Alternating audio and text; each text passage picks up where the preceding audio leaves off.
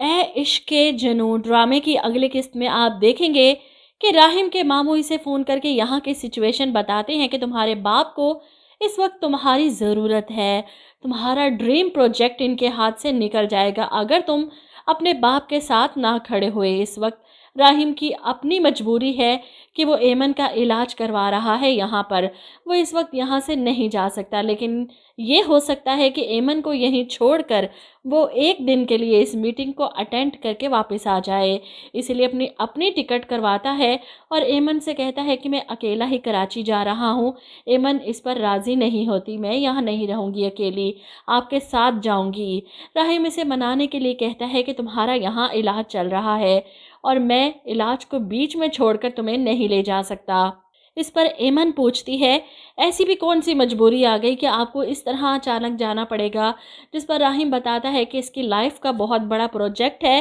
جو اس سے چھیننے کی کوشش کی جا رہی ہے۔ کھیل جیتنے اور پروجیکٹ ایگزیکیوٹ کرنے میں بڑا فرق ہوتا ہے، میں واپس جا کر ایک کو دیکھ لوں گا۔ وہیں دوسری طرف ماہین اپنے باپ کے ساتھ مل کر راہم کو برباد کرنے کے لیے یہ پروجیکٹ حاصل کرنا چاہتی تھی تاکہ راہم کو چوٹ پہنچا سکے جس طرح اسے پہنچی ہے۔ اب اپنی پاور اور پیسہ استعمال کر کے میر صاحب راہم کو برباد کرنا چاہتے ہیں۔ وہ پہنچ جاتے ہیں میٹنگ روم میں اپنی بیٹی کے ساتھ۔ اب دوسری طرف عافیہ بیگم علی نواز کے ساتھ ان کے مقابل بیٹھی تھی اور انہیں دیکھ کر اپنے شوہر سے کہتی ہیں یہ جو میر بھائی آج آپ کے سامنے بیٹھے ہیں نا، آپ کو ہرانے کے لیے، یہ راہم کی وجہ سے ہی بیٹھے ہیں، اس کا بدلہ لینے کے لیے آپ کو نیچا دکھانا چاہتے ہیں۔ عافیہ بیگم کی تو پوری کوشش ہے کہ راہم کی محبت اپنے شوہر کے دل سے نکال پھینک دیں۔ ایسے میں علی نواز اپنی بیگم سے کہتے ہیں اگر یہ مجھ سے انتقام لینے کی غرض سے یہاں پر آیا ہے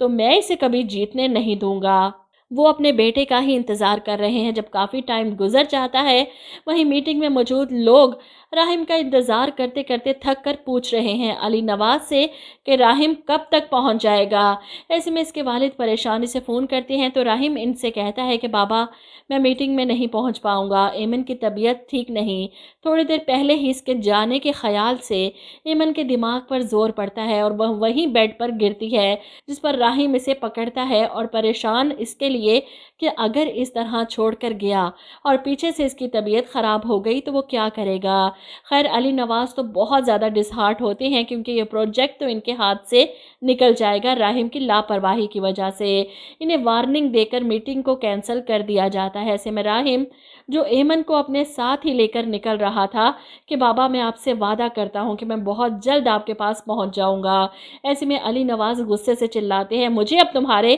کسی بھی وعدے پر بھروسہ نہیں۔ یہ دونوں ابھی فون پر بات ہی کر رہے تھے جب راہم کی نظر پاس والی پہاڑی پر بیٹھے ایک شوٹر پر جاتی ہے کیونکہ وہ سگریٹ پی رہا تھا اور اندھیرے میں اس کے سگار سے اٹھنے والا دھواں راہم کو اپنی طرف متوجہ کرتا ہے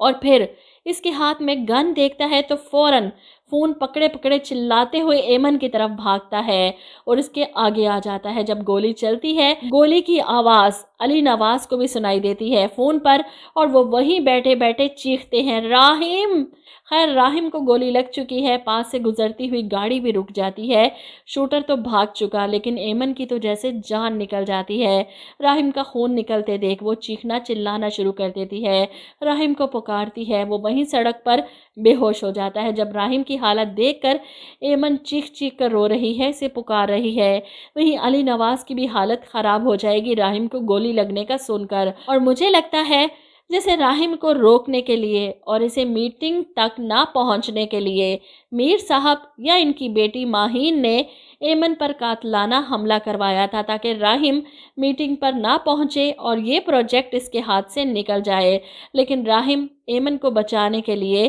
اس کے سامنے آ گیا اور گولی اسے لگ گئی۔